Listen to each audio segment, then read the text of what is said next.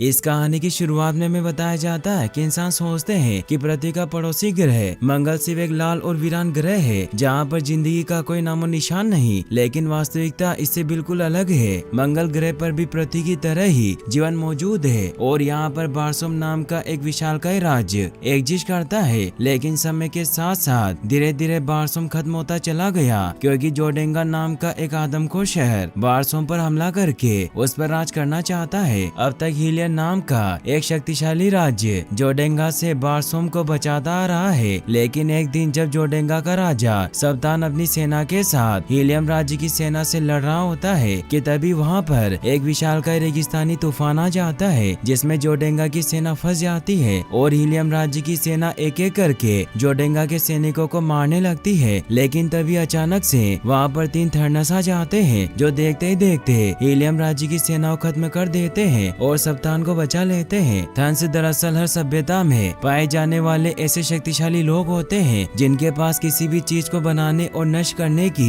Power होती है और इनका काम अपनी सभ्यता में बैलेंस बनाए रखना होता है ताकि जीवन आसानी से चल सके। थर्नस का एक रूल होता है कि वो डायरेक्टली अपनी सभ्यता में दखल नहीं दे सकते, इसीलिए और सभ्यता में किसी को चुनते हैं और उनको अपनी पावर देकर अपना कार्य करवाते हैं। अब यहाँ पर थर्नस का लीडर जिसका नाम शेंग होता है वो सप्तान को चुनता है और सप्तान को नौनवी किरण नाम का एक पावरफुल हथियार देकर कहता है कि अगर तुम मेरे कहे मुताबिक चलोगे तो एक दिन बारसोम पर राज करोगे। नौनवी किरण की पावर मिलने से सप्तान बहुत खुश होता है। अगले सीन में हम न्यूयॉर्क शहर को देखते हैं जहाँ पर साल चल रहा होता है 1881 का। यहाँ पर हम जॉन कार्टर नाम के एक आदमी को देखते हैं जो पोस्ट ऑफिस में आकर अपने भांजे एडगर को एक लेटर लिखता है और उसे जल्द से जल्द आकर मिलने को कहता है। यहाँ पर एक शख्स जॉन कार्टन का पीछा कर रहा होता है लेकिन जॉन कार्टन उससे बचते हुए वहाँ से निकल जाता है। अगले सीन में हम एडगर को देखते हैं जो अपने अंकल का लेटर मिलने के बाद उनसे मिलने के लिए न्यूयॉर्क आ जाता है, लेकिन यहाँ पर आने के बाद उसे पता चलता है कि उसके अंकल की डेथ कुछ महीनों पहले हो गई है और जॉन कार्टन ने फादर को अपनी लाश दफनाने के बजाय एक खुले ताबूत में रखने को कहा होता है जिसके लिए उन्होंने एक सीक्रेट रूम बनाया था जिसे सिर्फ अंदर से ही खोला जा सकता है। एडगर उस सीक्रेट रूम को देखकर पूरी तरह से हैरान हो जाता है। अब वापस आने के बाद जॉन कार्टन का वकील एडगर को जॉन कार्टन की एक सीक्रेट डायरी देता है जिसे जॉन कार्टन ने सिर्फ एडगर को देने के लिए कहा होता है। अब एडगर उस डायरी को पढ़ना स्टार्ट करता है जिसमें जॉन कार्टन ने लिखा होता है कि मेरे प्यारे भांजे, जब बचपन में मैं तुम्हें कहानियां सुनाया करता था तो तुम बड़ी आसानी से उन कहानियों पर विश्वास कर लिया करते थे, लेकिन अब तुम बड़े हो चुके हो इसीलिए शायद तुम्हें मेरी कही गई बातों पर विश्वास न हो, लेकिन मैं चाहता हूँ कि एक बार फिर से तुम मेरी बातों पर विश्वास करो। इसके बाद जॉन कार्टन अपनी जिंदगी कहानी बताना स्टार्ट करता है जिसमें वो बताता है कि सालों पहले उसे एक सीक्रेट गुफा के बारे में पता चला था जिसमें सोना ही सोना था और कार्टर उस गुफा को ढूंढकर अमीर बनना चाहता था। लेकिन जब वो सीक्रेट गुफा को ढूंढने के लिए निकला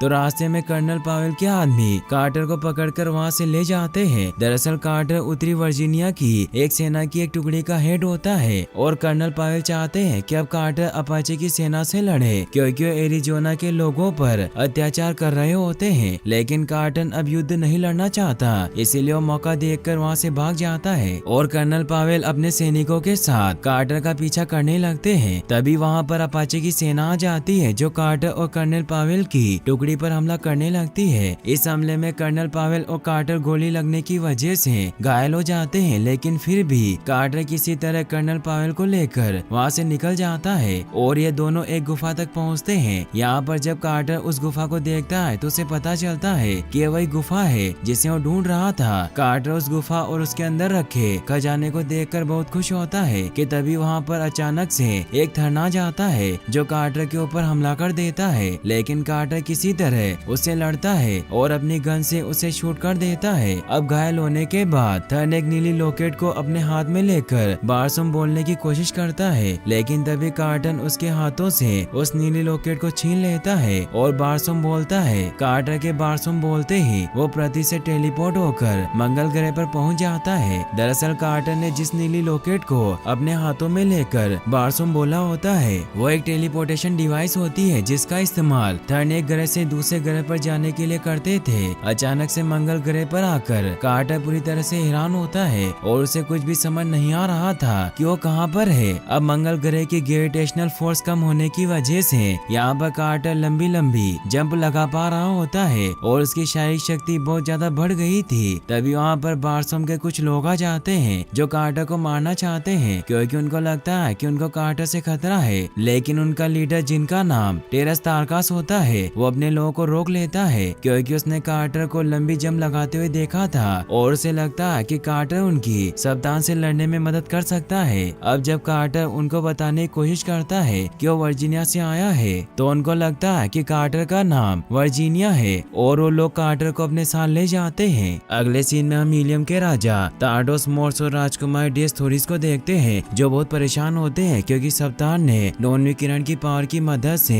हीलियम की सेना को खत्म करके उसे जीत लिया था और अब वो हीलियम की राजकुमारी डेस से शादी करना चाहता है। और अगर सप्तान की शादी राजकुमारी डेस से नहीं कराई गई तो सप्तान पूरे हीलियम राज्य को खत्म कर देगा। अब राजा तार्डोस के पास राजकुमारी की शादी सप्तान से कराने के अलावा कोई और रास्ता नहीं होता, इसीलिए राजकुमारी को सप्तान से शादी करने के लिए कहते हैं। लेकिन राजकुमारी सप्तान से शादी नहीं करना चाहती और अपने पिता को अपने रिसर्च के बारे में बताती है, जिससे लगभग वो नॉन विकिरण बनाने में कामयाब हो गई थी। लेकिन इससे पहले कि राजा तार्डोस राजकुमारी के रिसर्च को देखते, वहाँ पर मौजूद सप्तान का एक आदमी चुपके से राजकुमारी के रिसर्च को खत्म कर देता है, जिससे राजकुमारी बहुत दुखी होती है। वहीं दूसरी तरफ हम कार्टर को देखते हैं, जिसे टेरस अपने कबीले में लेकर जाता है और उससे वो लॉकेट छीन लेता है, जिसकी मदद से कार्टर मंगल ग्रह पर आया था। इसके बाद वो लोग कार्टर को एक मैजिकल सीरम पिलाते हैं, जिसको पीते ही कार्टर को उनकी भाषा समझ आने लगती है। यहाँ पर कार्टर को बांध कर रखा गया था और वुला नाम का एक क्रिएचर कार्टर को अपना मालिक समझता है, इसीलिए हर समय कार्टर के पास ही रहता है। अब कार्टर किसी तरह अपनी बेड़ियां तोड़कर वहाँ से भागने लगता है, लेकिन टेरस के लोग कार्टर को पकड़ लेते हैं। अब क्योंकि टेरस को लगता है कि उसकी बेटी सोला ने कार्टर को भागने में उसकी मदद की, इसीलिए सोला को पनिश किया जाता है, जिससे उसकी बॉडी पर गर्म मेटल से निशान बनाया जाता है, जिससे सोला को बहुत दर्द होता है। कार्टर ये सब देखकर बहुत दुखी होता है, क्योंकि वो नहीं चाहता कि उसकी वजह से सोला को कोई तकलीफ हो। तभी ये देखते हैं कि आसमान में हीलियम और जोडेंगा की सेनाएं आपस में लड़ रही है, क्योंकि राजकुमारी डेस सप्तान से शादी नहीं करना चाहती, इसीलिए वो भागने की कोशिश कर रही होती है। लेकिन इस हमले में वो नीचे गिरने लगती है और जब कार्टर राजकुमारी को नीचे गिरते हुए देखता है तो उसे लगता है कि उसकी तरह कोई इंसान है, इसीलिए वो राजकुमारी को बचाने के लिए निकल पड़ता है। अब कार्टर अपनी लंबी छलांगों की मदद से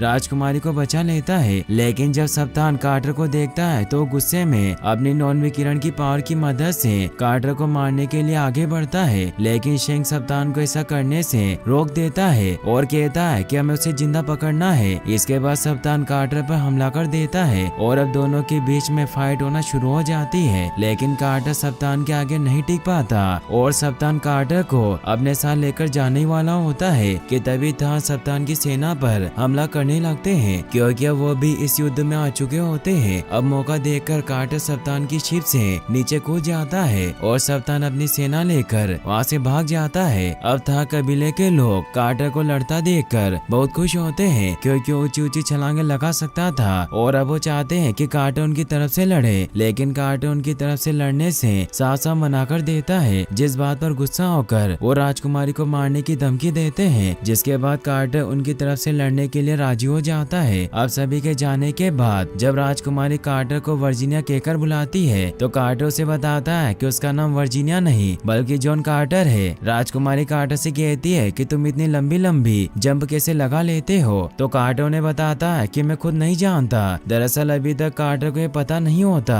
कि वो मंगल ग्रह पर है, लेकिन राजकुमारी से बातें करते हुए उसे जल्दी पता चल जाता है कि वो मंगल ग्रह पर है और वो लंबी लंबी जंप इसलिए लगा पा रहा है क्योंकि यहाँ का ग्रेविटेशनल फोर्स बहुत कम है। इसके बाद कार्टर राजकुमारी को अपनी सच्चाई बता देता है कि वो प्रति से यहाँ आया है और राजकुमारी को लॉकेट भी दिखाता है, जिसकी मदद से वो यहाँ पर आया था, जो अब कबीले के सरदार टेरस के पास होती है। लेकिन राजकुमारी को कार्टर की बातों पर विश्वास नहीं होता और उन्हें लगता है कि कार्टर झूठ बोल रहा है। अब रात में कार्टर राजकुमारी और कबीले के सरदार की बेटी सोला के साथ छुपकर कबीले की देवी के मंदिर में आ जाता है, क्योंकि वो किसी भी तरह वापस पृथ्वी पर जाना चाहता है। यहाँ पर इन्हें एक नक्शे के बारे में पता चलता है, जिसमें एक पवित्र नदी के बारे में बताया गया था, जहाँ पर मृत्युदार मौजूद होता है। कार्टर को लगता है कि वहाँ जाकर उसे वापस पृथ्वी पर जाने का कोई रास्ता मिल सकता है, इसीलिए वहाँ जाना चाहता है। लेकिन तभी वहाँ पर कबीले का सरदार टेरस अपने लोगों के साथ आ जाता है, जो कार्टर को इष्ट देवी के मंदिर में देखकर बहुत गुस्सा होता है। लेकिन वो कार्टर को मारना नहीं चाहता, इसीलिए वो कार्टर को एक शर्त पर पवित्र नदी तक जाने देता है कि इस सफर में वो सरदार की बेटी सोला को भी अपने साथ लेकर जाएगा। कार्टर इसके लिए राजी हो जाता है और अब कार्टर राजकुमारी सोला और अपने वफादार क्रिएचर वुला के साथ पवित्र नदी की तरफ निकल जाते हैं। रास्ते में राजकुमारी से बात करने पर कार्टर को पता चलता है कि वो हीलियम राज्य की राजकुमारी डेस्थोरिस है, जिसके साथ सप्तान जबरदस्ती शादी करना चाहता है। लेकिन राजकुमारी इस शादी के लिए राजी नहीं होती। अब ये लोग पवित्र नदी के पास पहुंच जाते हैं। यहाँ पर सोला नीचे नाव में ही रुकती है और कार्टर एक लंबी जंप लगाकर राजकुमारी के साथ इष्ट देवी के मंदिर के अंदर पहुंच जाता है। मंदिर के अंदर प्रवेश करते ही वहाँ बदलाव आना शुरू हो जाता है और जब राजकुमारी टेलीपोर्टेशन डिवाइस को मंदिर में एक जगह पर लगाती है तो वहाँ पर बदलाव आना शुरू हो जाता है और यहाँ पर इन्हें पता चलता है कि थन सच में एग्जिस्ट करते हैं और नौनवी किरण की मदद से वो किसी भी सभ्यता को नष्ट कर सकते हैं। यहाँ पर राजकुमारी को पता चल जाता है कि कार्टर सच में किसी और प्लेनेट से आया है और उसे अपने प्लेनेट पर वापस जाने के लिए वहाँ लिखे कुछ मंत्रों को बोलना पड़ेगा। लेकिन यहाँ पर आधे मंत्र गायब होते हैं, जिस पर राजकुमारी कहती है कि मैं अपने राज्य हीलियम के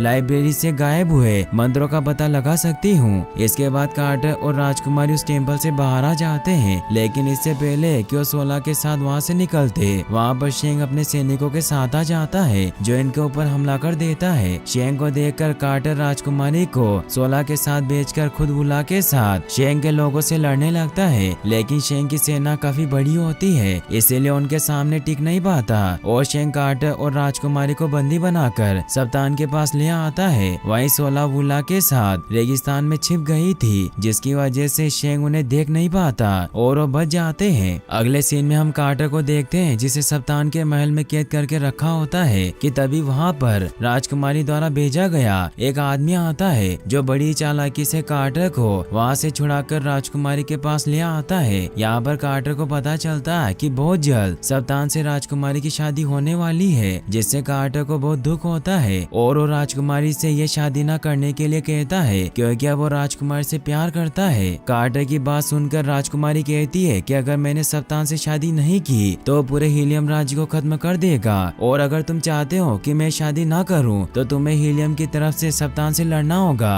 राजकुमारी की बात सुनकर कार्टर कुछ नहीं बोलता, जिस पर राजकुमारी कार्टर को अपने द्वारा कहे गए मंत्रों को बोलने को कहती है ताकि कार्टर वापस से पृथ्वी पर जा सके। दरअसल अब राजकुमारी ने सही लाइब्रेरी की मदद से उन मंत्रों का पता लगा लिया था, जिससे एक ग्रह से दूसरे ग्रह पर जाया जा सकता है। तभी रास्ते पर कोई आ जाता है, जिसे देखकर राजकुमारी कार्टर से जल्दी जल्दी उन मंत्रों को बोलने के लिए कहती है ताकि कार्टर वहाँ से टेलीपोर्ट होकर वापस से अपने ग्रह पर आ जाए। लेकिन जब आखिरी मंत्र बोलने की बारी आती है तो कार्टर नहीं बोलता, क्योंकि वो राजकुमारी को छोड़कर नहीं जाना चाहता। अब यहाँ पर सप्तान कार्टर को ढूंढता हुआ आ जाता है, लेकिन वो कार्टर को देख नहीं पाता, क्योंकि वो अपनी लंबी छलांगों की मदद से ऊपर दीवार पर छुप गया था। कार्टर को वहाँ न पाकर सप्तान वहाँ से चला जाता है। सप्तान के जाने के बाद कार्टर नीचे उतरता है, लेकिन तभी वहाँ पर शेंग एक लेडी का रूप लेकर आता है और बड़ी ही चालाकी से कार्टर के बॉडी के अंदर नॉन विकिरण को इंजेक्ट करके उसे अपने कंट्रोल में ले लेता है। यहाँ पर शेंग कार्टर को बताता है कि तुम यहाँ पर इतने ज्यादा पावरफुल इसीलिए हो क्योंकि यहाँ की ग्रेविटेशनल फोर्स पृथ्वी के मुकाबले बहुत कम है। दरअसल शेंग एक थर्न होता है, इसीलिए उसे पता होता है कि कार्टर पृथ्वी से आया है, क्योंकि थर्न हर ग्रह पर मौजूद होते हैं। इसके बाद शेंग एक बूढ़ी औरत का रूप लेकर कार्टर को अपने साथ उस जगह पर ले जाता है जहाँ पर सप्तान और राजकुमारी की शादी होने वाली थी। यहाँ पर कार्टर को पता चलता है कि मंगल ग्रह के दोनों चांद के मिलन के साथ ही सप्तान और राजकुमारी की शादी हो जाएगी, और शादी होने के बाद धंस राजकुमारी के साथ उन सभी लोगों को मार देंगे जिन्हें नौनवीकरण की सच्चाई पता चल गई है, क्योंकि धंस कभी नहीं चाहते कि उनके अलावा किसी और को नौनवीकरण के बारे में पता चले। और इस प्रकार राजकुमारी की मौत के बाद सप्तान गुस्से में पूरे बारसों पर हमला कर देगा और ये सभ्यता अपनी बर्बादी की तरफ बढ़ने लगेगी। यहाँ पर कार्टर शेंग से पूछता है कि तुम्हें गंदा खेल क्यों खेल रहे हो, तुम इतने ही पावरफुल हो तो सभी लोगों को एक साथ क्यों नहीं मार देते। इस पर शेंग कार्टर को बताता है कि हम थंस किसी भी सभ्यता में डायरेक्टली इंटरफेयर नहीं करते, बल्कि एक ऐसे व्यक्ति को चुनते हैं जो मूर्ख और क्रूर जरूर हो जिसकी मदद से हम अपने काम को अंजाम देते हैं, और यहाँ पर हमने सप्तान को चुना। इसके बाद शेंग कार्टर को एक शिप में बिठाकर कहीं लेकर जाने लगता है कि तभी वहाँ पर कार्टर का वफादार क्रिएचर आ जाता है जो शेंग के हाथों पर हमला करके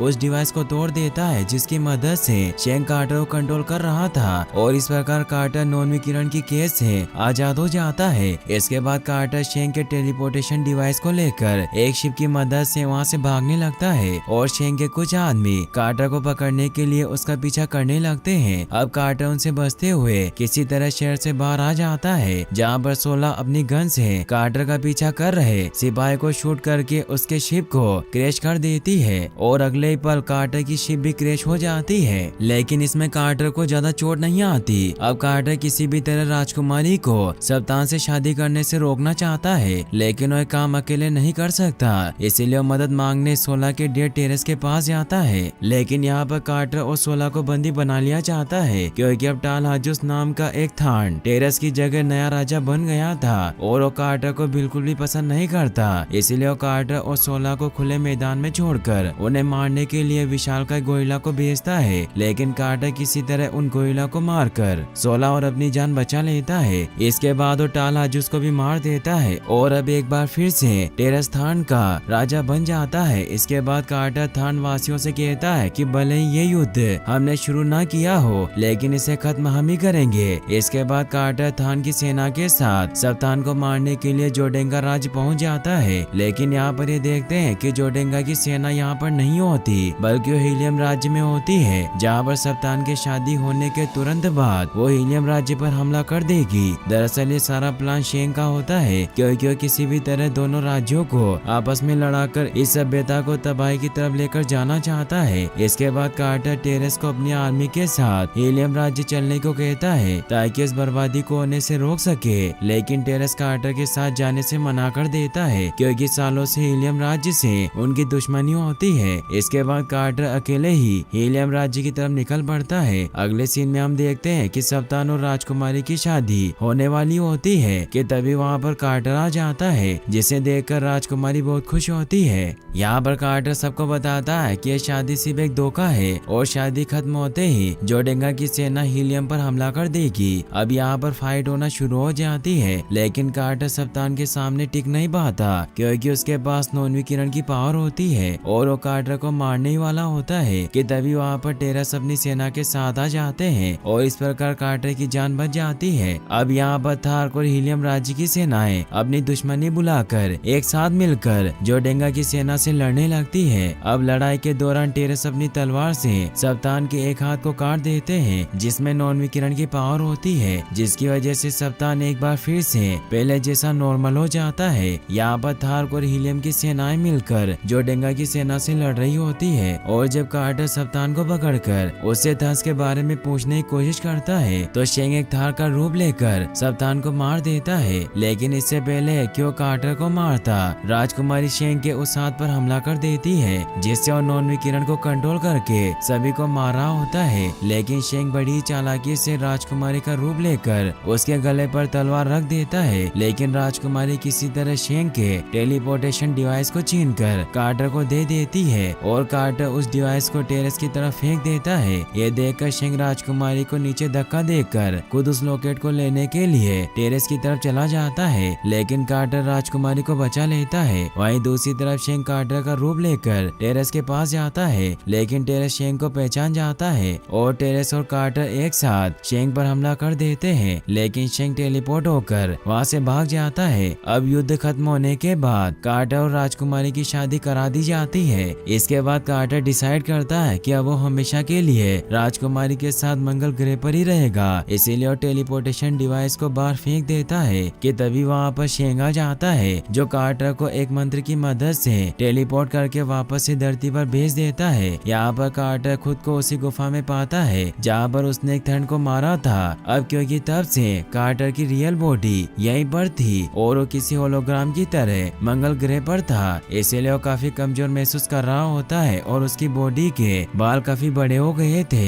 यहाँ पर कार्टर किसी भी तरह वापस से मंगल ग्रह पर जाना चाहता है, लेकिन इसके लिए उसे टेलीपोर्टेशन डिवाइस की जरूरत होती है। यहाँ पर कार्टर को याद आता है कि थर्ड ग्रह पर मौजूद होते हैं, और एक ग्रह से दूसरे ग्रह पर जाने के लिए टेलीपोर्टेशन डिवाइस का इस्तेमाल करते हैं। इसीलिए अगर वो किसी तरह एक थन को ढूंढकर उसे मार देगा तो उस थन के पास से उसे टेलीपोर्टेशन डिवाइस मिल जाएगी। इसके बाद कार्टर 13 सालों तक थन को ढूंढता है और अंत में आखिरकार कार्टर को वो डिवाइस मिल ही जाती है, जिसके बाद वो अपनी सारी जायदाद को एडगर के नाम करके खुद के लिए एक सीक्रेट कमरा बनवाकर वापस से मंगल ग्रह पर चला जाता है। अब जब एडगर अपने अंकल कार्टर की इस डायरी को पढ़कर खत्म करता है तो पूरी तरह से शॉक्ड होता है और उसे कुछ भी समझ नहीं आ रहा होता कि ये सब सच है या झूठ। अब कहानी के अंत में लिखा होता है कि एडगर तुम ही मेरे सीक्रेट दरवाजे को खोलने की चाबी हो। इसीलिए एडगर कार्टर के उस सीक्रेट रूम के पास पहुंच जाता है और दरवाजे पर लिखे अपने नाम में से नेट लिखकर दरवाजा खोल देता है, क्योंकि कार्टर हर समय एडगर को नेट कहकर ही बुलाता था। लेकिन जब एडगर अपने अंकल के सीक्रेट कमरे के अंदर देखता है तो पूरी तरह से शॉक्ड रह जाता है, क्योंकि अंदर कार्टर की बॉडी नहीं होती। तभी वहाँ पर एक थर्ना जाता है जिसे लगता है कि अंदर कार्टर की बॉडी है। इसीलिए एडगर को मारने के बाद कार्टर को भी मारना चाहता है, लेकिन पीछे से कार्टर आकर उस थन को मार देता है और उसके पास से टेलीपोर्टेशन डिवाइस ले लेता है। दरअसल मंगल ग्रह से वापस आने के बाद कभी भी कार्टर को कोई थन मिला ही नहीं। इसीलिए उसने एक प्लान बनाया जिसमें उसने झूठ में ये बता दिया कि उसे टेलीपोर्टेशन डिवाइस मिल चुकी है और वो अपनी पूरी संपत्ति और अपनी बॉडी का ध्यान रखने के लिए एडगर को बोलकर खुद मंगल ग्रह पर चला गया है, जिससे थन को लगा कि कार्टर को सच में टेलीपोर्टेशन डिवाइस मिल गई है और वो मंगल ग्रह पर चला गया है। इसीलिए वो कार्टर की बॉडी को खत्म करके उसे हमेशा के लिए मारना चाहता था। अब कार्टर टेलीपोर्टेशन डिवाइस मिलने के बाद एडगर को अपनी लाइफ खुलकर जीने और बुक लिखने को बोलकर टेलीपोर्ट होकर एक बार फिर से मंगल ग्रह पर चला जाता है। और इसी के साथ ये मूवी यहीं पर खत्म हो जाती है। और गाइस, अगर आपको ये वीडियो अच्छी लगी हो तो इस वीडियो का 10 के लाइक एम जरूर पूरा कर दें। साथ ही अगर आप ऐसी और वीडियोस देखना चाहते हैं तो एंड स्क्रीन पर क्लिक करके आप इस वीडियो को भी वॉच कर सकते हैं। और इस चैनल को सब्सक्राइब और वीडियो को लाइक करने के लिए आपका तहे दिल से शुक्रिया। Thanks for watching.